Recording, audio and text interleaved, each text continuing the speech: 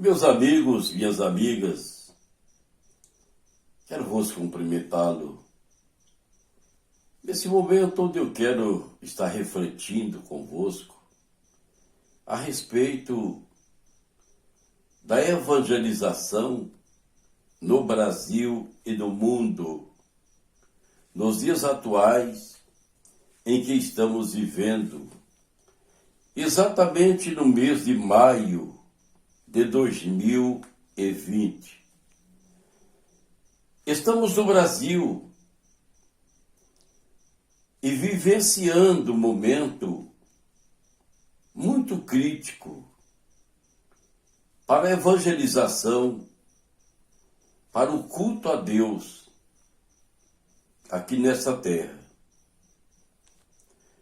Estamos observando até mesmo os leigos,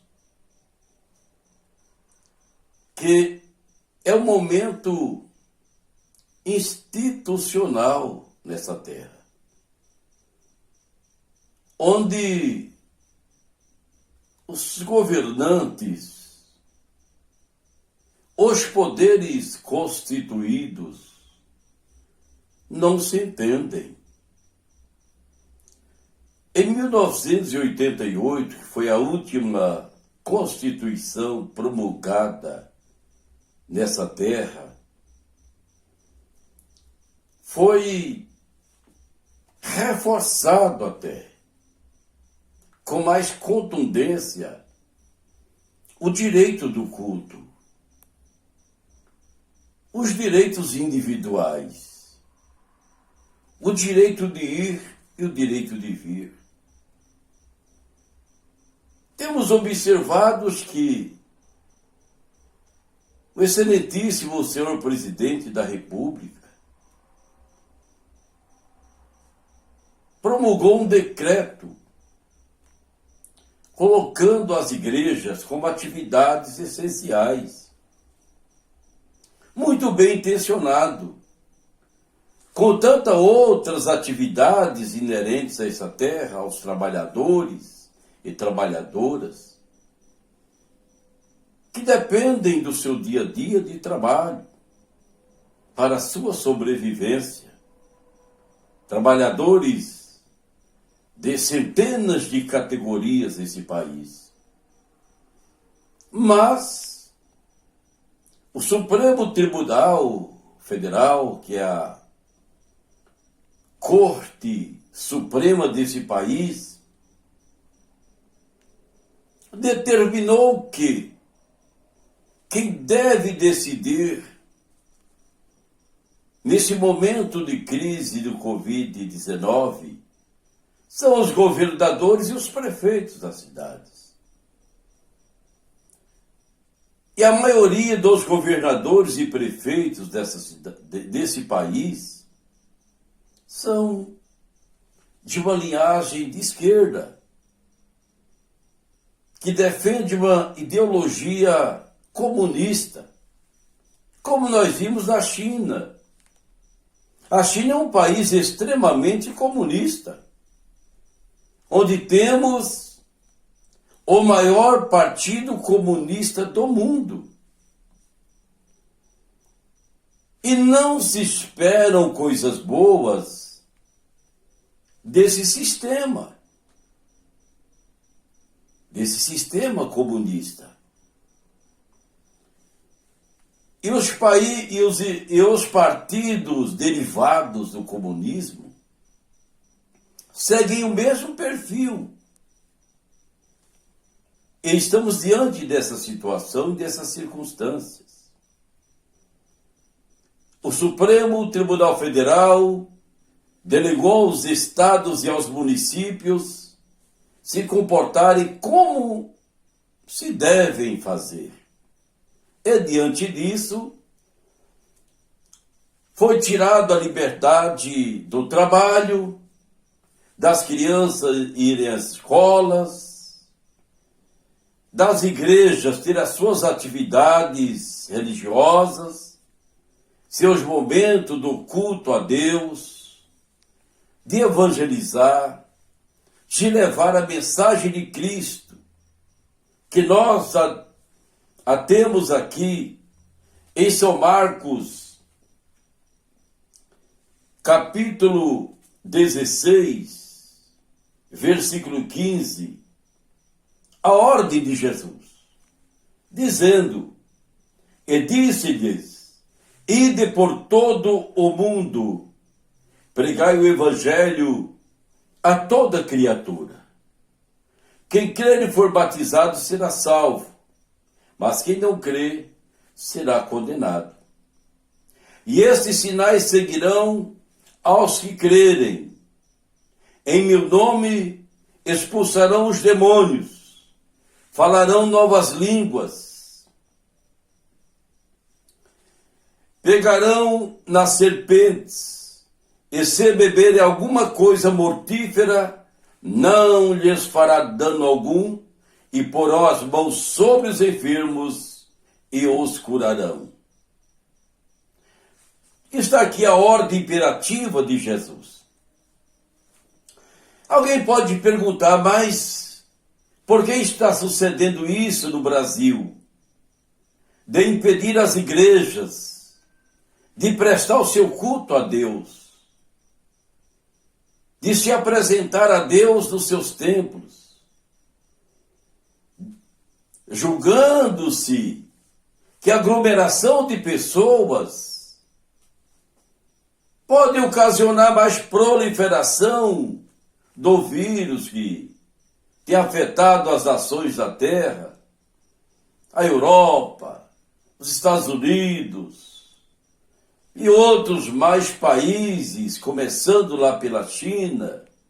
Exatamente a China, aquele país citado ferrenhamente comunista, onde o seu dirigente é o ditador, e esse ditador ele está alcançando o mundo com seus negócios, até mesmo aqui no Brasil.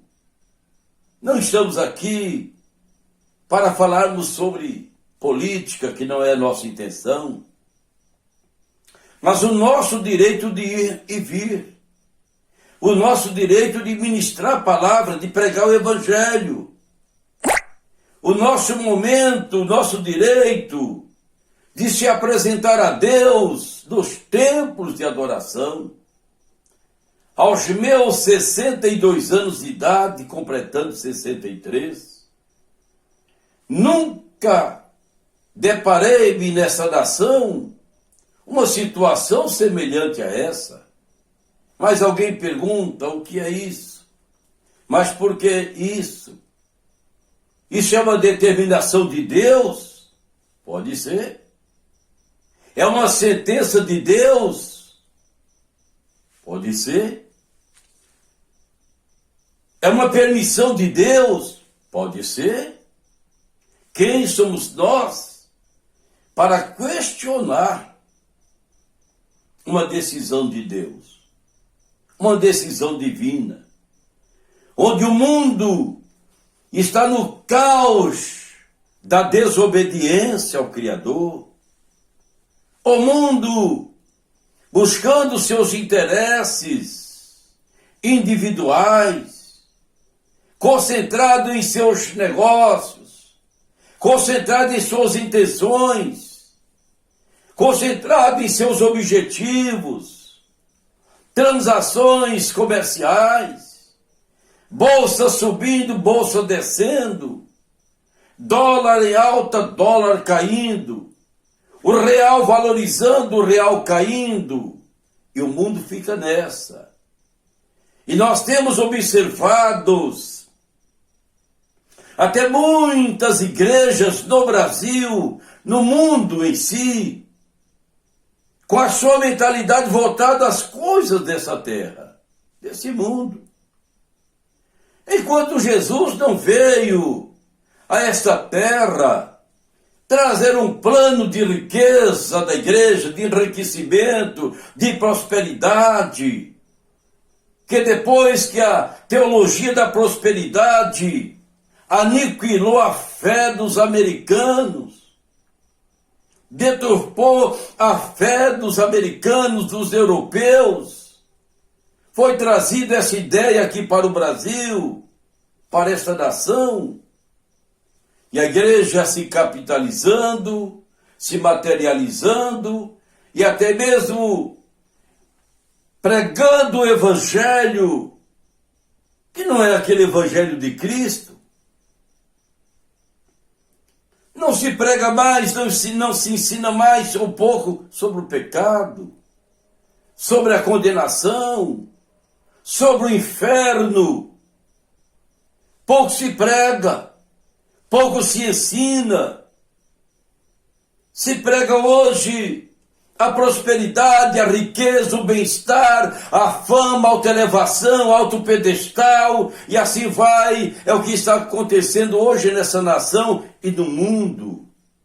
Será que não é uma permissão de Deus que esse vírus está ceifando centenas e milhares de pessoas do mundo? Fica um ponto de interrogação. Mas a ordem de Jesus de irmos pregar o Evangelho, de levarmos a sua palavra. O médico, ele cuida do corpo da pessoa, é a autoridade do nosso corpo.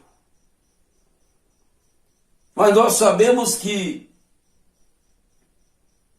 o espiritual, ele não tem capacidade e habilidade, com exceção a alguns que aceitaram a Cristo. O médico não está preparado para cuidar do espírito, da alma do ser humano. O psicólogo, ele pode até facilitar na condução da alma, do melhoramento, de uma instrução, de uma orientação, mas eles são limitados também. Mas se tratando do espírito do homem, é somente Deus, através da sua palavra. Portanto, alguém pode perguntar, reverendo, mas onde estão os senadores evangélicos? Onde estão os deputados evangélicos que poderiam reunir com o ministro do Supremo Tribunal Federal, aproveitando o ensejo de que o excelentíssimo senhor presidente da República editou um decreto colocando as igrejas como atividades essenciais, porque cuida da alma, cuida do espírito do ser humano. Porque o dia que o espírito do homem estiver debilitado, está sem vida, perdeu a vida. Então nós observamos que alguém pergunta, onde estão esses homens? Aí eles fizeram um centrão lá em Brasília, mas que centrão é esse? Perderam a autoridade, perderam a moral, perderam o conceito. O que é que estão fazendo lá em Brasília?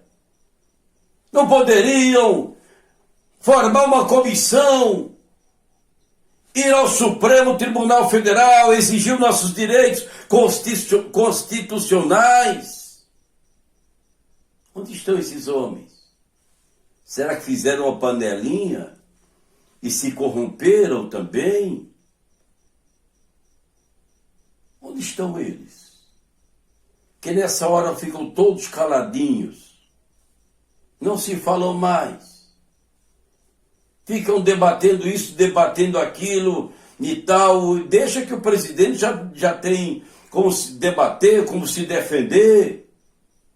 Nós temos que defender o Evangelho de Cristo, que é a palavra de Deus, nosso direito constitucional, que está sendo ferido, que está sendo tirado. Nós vivemos num país democrático. Se fosse um país dirigido pelo comunista, um país de ditadura, como é na China, em tantos outros países do Oriente Médio, onde se proíbe de pregar o Evangelho, mas mesmo assim a igreja está pregando. Lá na China as igrejas estão pregando, com exceção aquelas que se aliaram ao governo. Nós temos convenções das próprias Assembleias de Deus, seu presidente dizendo, se o presidente se candidatar em 2022, ele está eleito pelos evangélicos. Os evangélicos não devem estar se preocupados com política, em fazer política. Nós temos o dever, a incumbência de orar pelas autoridades constituídas, de interceder a Deus pelas autoridades constituídas, e não ficar preocupados com reeleição de presidente, reeleição de deputados, reeleição de senadores. Nós, como ministros, não fomos chamados para isso. Fomos chamados para o altar, para pregar o Evangelho, para anunciar a Jesus Cristo como Salvador, levar a mensagem de redenção, a mensagem de restauração, a mensagem de perdão, a mensagem de Cristo que Ele deixou para nós pregarmos. A mensagem de Jesus. A mensagem, como tem o céu, tem o inferno também. Como tem o caminho, a porta estreita, tem o caminho apertado. Como tem a porta larga e o caminho espaçoso, que muitos estão seguindo por essa porta larga e esse caminho espaçoso, até mesmo muitos que estão nas igrejas hoje, estão nesse caminho, infelizmente. Por que estão, reverendo? Porque estão se conformando com esse mundo. Estão conformados. Tudo que o mundo apresenta, traz, a igreja está abraçando, está se conformando. Enquanto a ordem de Deus é: não ameis o mundo, nem as coisas que no mundo há. Se alguém ama o mundo, o amor do Pai não está nele. É a palavra de Deus. Porque no mundo há concupiscência. Jesus não veio nos chamar para permanecer, ficar permanentemente nesse mundo. Há quem diz: mas a minha salvação está garantida. Eu posso pecar, posso viver do pecado, posso tomar minha bebida alcoólica, posso fumar meu cigarrinho, posso ter uma dupla convivência aqui na igreja com os irmãos e outro lá fora, que no dia da redenção, Jesus, nós estamos da graça, Jesus já me redimiu, eu tenho a minha salvação garantida. Cuidado com isso. Cuidado com essas interpretações perigosíssimas. Jesus prometeu para aqueles que permanecerem firmes até o fim. E as grandes lideranças evangélicas que estão hoje na maçonaria, fazendo o que lá? Lá não é lugar de crente. Lá não é lugar de pregador, de pregadora. Por quê? Buscando o reino dessa terra. Cuidados. Tenham cuidado, que os olhos de Deus estão fixos a essa terra, aos altares da igreja, aos altares que estão se corrompendo com este mundo. Precisamos nos posicionar como ministros de Deus, como dispenseiros de Deus, que um dia fomos chamados por um decreto divino, chamados para uma missão de responsabilidade, de ir por todo o mundo e pregar o Evangelho a toda criatura. Aí Jesus diz: quem crer e for batizado será salvo. É a base inicial de professarmos a nossa fé em Jesus Cristo. Mas aquele que permanecer firme até o fim Não é só crer e for batizado, já está salvo, já está garantido a salvação. Não vai nessa, não. Tenha cuidado. Tenha cuidado com essa doutrina. A nossa salvação é conquistada passo a passo, dia a dia, com a nossa vida santificada a Deus. Então nós vimos aqui Jesus dizendo: os sinais seguirão os que creem. Quais são os sinais? Quais são os sinais? Sinais que aconteceram nos dias apostólicos, nos dias dos apóstolos. E tem uma coisa: para que os sinais estejam nos acompanhando como ministros de Deus, não precisa estar vendendo chave ungida, não precisa estar ungindo aventais, roupa, lenço, calçado, chave de carro, chave de comércio, chave daquilo outro, não. Não precisa estar carimbando caroço de feijão para poder plantar e nascer, dizendo que vai ter uma semente, vai ter isso, vai mudar a vida. Não precisa isso. Isso tudo é filosofia humana. Tudo isso é invenção humana. Tudo isso é o evangelho falso que está proliferando no mundo pelos neopentecostais. Eu sou pentecostal de carteirinha, glória a Deus, de infância. Eu no ventre da minha mãe já dava glória a Deus e falava em línguas espirituais. Já profetizava, tinha o dom de profecia.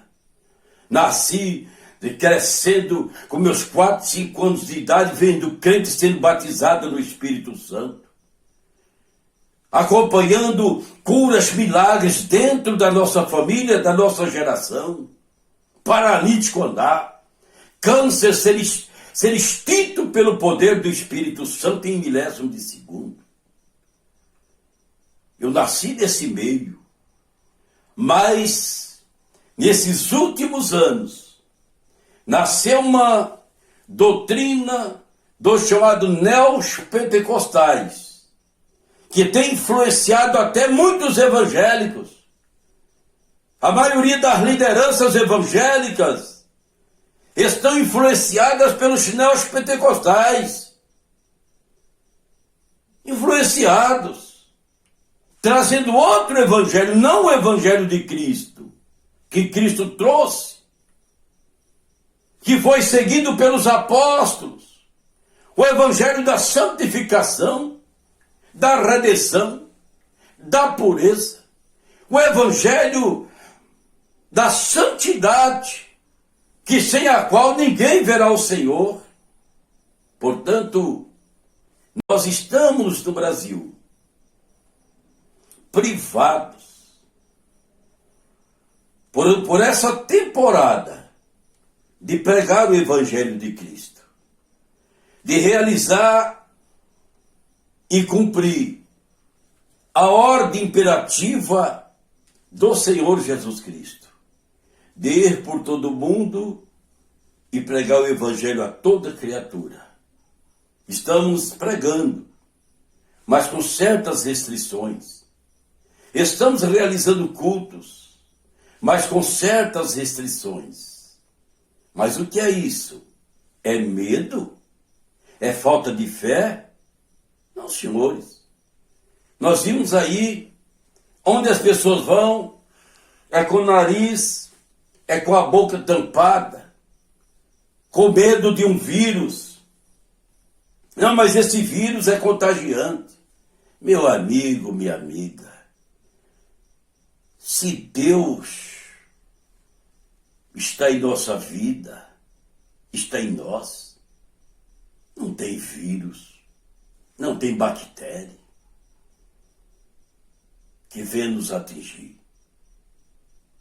Se a sentença de Deus veio para eu, você, outros e outros partirem nesse momento, é a sentença de Deus. Mas não tem tapar nariz, ou boca, ou ouvido, olhos, isso, aquilo. Não vai resolver nada. Lá tem que lavar as mãos com álcool, com sabão, lavar com sabão, água e sabão. Isso aí nós fazemos no dia a dia. Lavar mão com sabão, com sabonete, isso aí é obrigação nossa como forma de higiene, não por um vírus desse. Então nós observamos que a ordem de Jesus, ela precisa ser cumprida. Precisa ser levada a todo risco.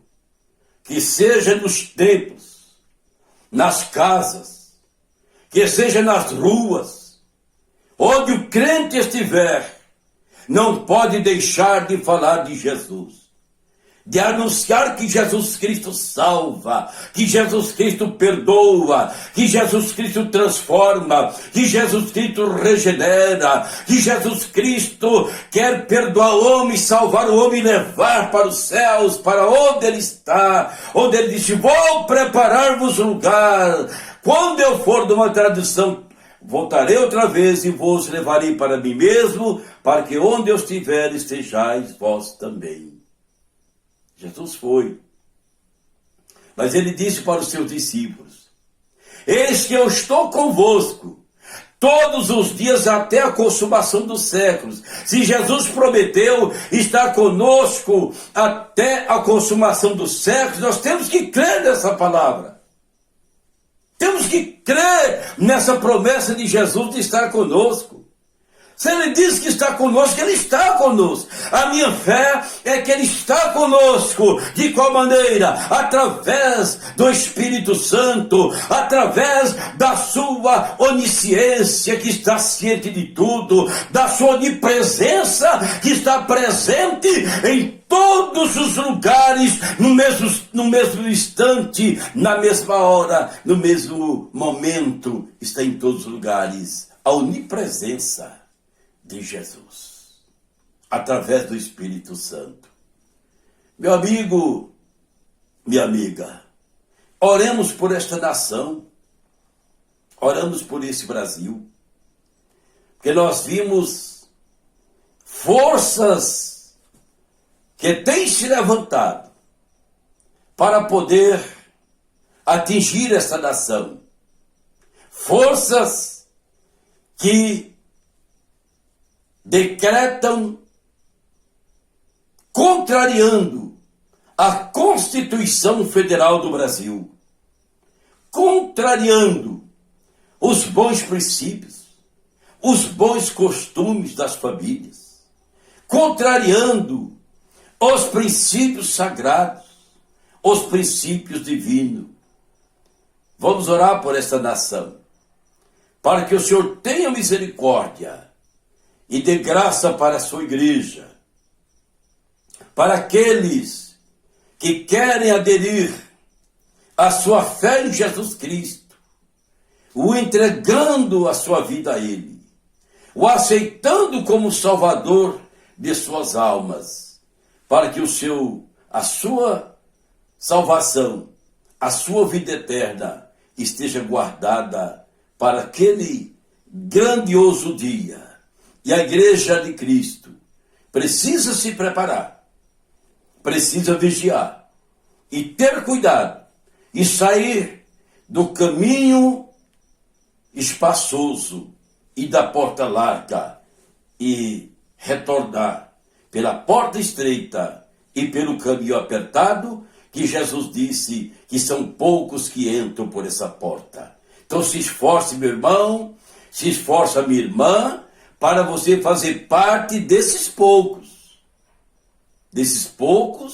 que Jesus falou que são poucos que entram por essa porta. Se esforce, renuncia-se esse mundo e siga a Jesus. Eu quero orar com você e por você. Quero orar por esta nação brasileira. Senhor meu Deus, eu oro pelo Brasil. Quando digo pelo Brasil, meu Deus, eu estou orando pelos brasileiros. Estou orando, meu Deus, por aquele senhor, aquela senhora, que está querendo trabalhar e não tem como. Está querendo, meu Deus, se esforçar para ganhar o pão de cada dia e estão impedidos. E oro, meu Deus, a favor daqueles que querem ir aos templos congregar, adorar o Senhor, em espírito e em verdade, estão sendo impedidos por decretos de homens iníquos, de vidas, autoridades desprovidas da fé, desprovidas de Deus, desprovidas do Criador, que não crê em nada a não ser do seu intelecto. Meu Deus, eu oro a favor dos doentes, dos enfermos, para que sejam curados nesta hora. Em nome de Jesus Cristo eu repreendo o mal, repreendo a enfermidade, repreendo o câncer, a leucemia, a doença no estômago, no esôfago, no coração, no cérebro, na bexiga. Repreendo a enfermidade na pele, onde estiver este mal. Repreendo em nome de Jesus Cristo. Repreendo os principados, as potestades, todas as setas inflamadas do maligno que são lançadas contra as pessoas. Repreendo-as e neutralizo-as em nome de Jesus Cristo. Que haja paz nesta casa, haja paz neste coração, haja paz nesta família, haja paz, meu Pai, no coração desse empresário, desse microempresário, desse trabalhador, desse empreendedor. Que haja alegria no coração e, ó Deus, que o Espírito do Senhor esteja confortando e consolando todos os corações nesta hora, em um nome sagrado do Senhor Jesus Cristo. Amém e amém, Jesus. Ouvintes, que o Senhor te abençoe e te guarde, e divulgue esse vídeo, compartilhe com amigo, uma amiga, com alguém que precisa de uma palavra de fé, de uma palavra de esperança. O Senhor te abençoe e o Senhor te guarde, em Cristo Jesus, o nosso Salvador. Reverendo Moisés de Brito. Até o próximo vídeo, queira assim o Senhor nosso Deus.